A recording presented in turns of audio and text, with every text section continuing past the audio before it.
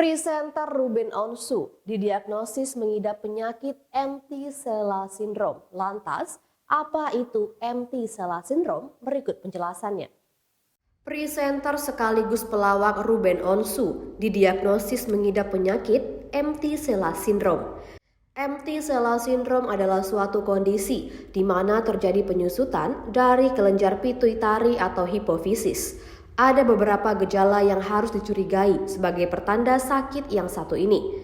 Dokter spesialis saraf di Rumah Sakit Otak Nasional di Jakarta Timur, Dr. Viola Maharani mengatakan secara normal, kelenjar pituitari atau hipofisis ada pada bagian depan dari dasar tengkorak. Kelenjar ini berukuran sebesar kacang polong yang terletak di bagian bawah otak. Kelenjar pituitari atau hipofisis berfungsi untuk menghasilkan banyak hormon penting bagi metabolisme tubuh kita. Beberapa jenis hormon yang dihasilkan adalah TSH atau Thyroid Stimulating Hormone, FSH atau Follicle Stimulating Hormone, LH Luteinizing Hormone, kortikotropin, dan hormon pertumbuhan. Ketiga hormon pertama diketahui bertugas untuk mengendalikan fungsi kelenjar endokrin lainnya.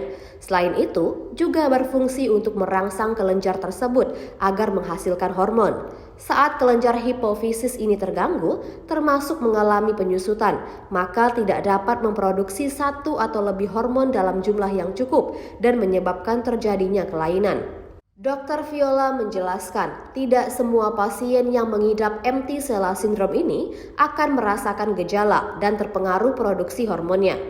Gejala klinis yang muncul tentu bergantung pada penyebab dasarnya, serta hormon apa yang sekresinya mengalami masalah. Ia mencontohkan, jika pasien dengan empty sella syndrome tersebut yang terganggu adalah hormon seksualnya, maka penyakit itu bisa menyebabkan gangguan siklus haid, infertilitas atau impotensi pada laki-laki.